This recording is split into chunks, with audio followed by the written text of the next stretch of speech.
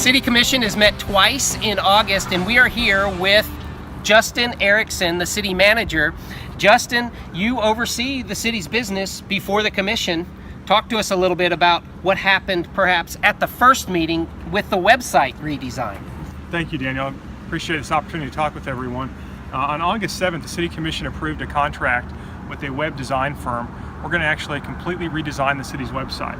That's going to be great because it's going to make it more user-friendly for all of us. Absolutely. It's going to be a completely different site. It will be much more user-friendly. People will be able to get on, adopt a pet, pay a water bill, and just see what's going on in a more easy and straightforward fashion. Well, it's so good when we are able as citizens just to do a few clicks and find things out that we need to know, and that's what's going to help with the web redesign. Absolutely. The redesign will also ensure that the page will look good on smartphones and on iPads and those types of devices. About half of our viewership on the website now is through a mobile device, and so it's going to be tailored also to those size of screens.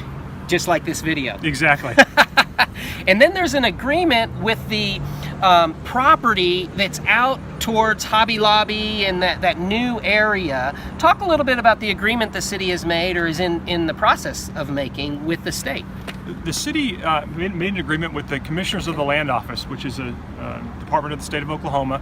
They actually own the property that is west of Hobby Lobby and south of Hobby Lobby. And so we're going to work together to hopefully help facilitate additional development on that property. That additional development could include more commercial, more retail, more restaurant space potentially. And so over the next few months we'll be going through that endeavor, and we're really excited about it. Well, and that really helps. It has had such an impact in retail sales, which of course is then sales tax, which brings revenue into the general operating fund of the city. Absolutely. We live and die on that sales tax, and so anything we can do to encourage shoppers to stay in Shawnee and spend their funds here, we're going to do it. Well, it helps all of us when we make decisions to shop local. It really helps us with roads, it helps us with infrastructure, it helps us in so many different ways. Something of an unveiling. Now, the City Commission chambers are going to be named. They are. On Monday night, this past Monday, on August 21st, the City Commission did approve the renaming of the City Commission chambers to the Bertha Ann Young City Commission chambers. And Bertha Ann Young, unfortunately, just passed away a little less than a week ago.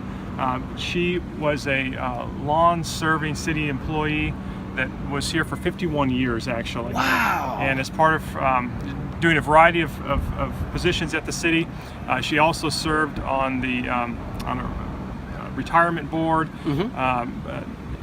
pension board, and served in a variety of capacities at a statewide level as well. So she's just has been a fixture for the city and for city government for decades, and so we're excited that we can honor her in this fashion. Well, it's so cool when we're able to name chambers like the City Commission chambers after a resident. You know, somebody who may be overlooked in many different circles, but is so important and so integral to the benefit of the entire community. Absolutely, absolutely. And another interesting thing that came up in that meeting is discussion again of the TIF district, of course, which benefits the downtown area. Talk a little bit about the TIF district. I'd be happy to. What the Commission agreed to on August 21st as well, or what they approved, was a resolution that officially started the process of reviewing and revising our tax increment financing district downtown. That district over the last 13 years has generated about $700,000 for downtown projects such as Streetscape, which just got completed.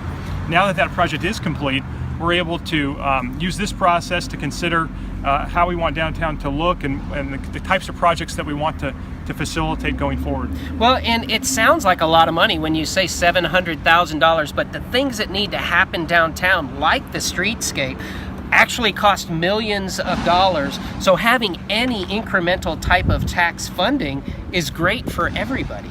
It absolutely is. Downtown Streetscape was over $3 million, so these projects are substantial in size, and this money is critical to help make those projects happen in addition to grant funding. How does that impact the regular citizen when you say we've created a TIF district? It actually doesn't impact the regular citizen at all. It is not a tax increase. It simply redirects existing property taxes, and it is just that increment of increase. So the base rate stays exactly the same, and goes to the existing entities that receive that tax.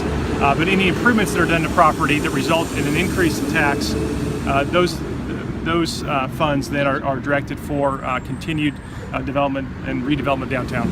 And that's kind of a complicated way, because it's kind of a complicated process to say with every improvement that's made downtown, we actually add monies into a fund that helps us to improve more. Exactly, it kind of snowballs. Yeah, and we've been able to do so much over the last 10 years. I remember just the creation of the TIF district, and the hope that it creates when you can do that kind of thing really stimulates growth in the downtown area. Absolutely. Justin, man, as always, thank you very much. Thank you so And much. we look forward to doing this now, maybe on a regular basis, where we can try to reach out to our community and let them know what's going on. Excellent, thank you.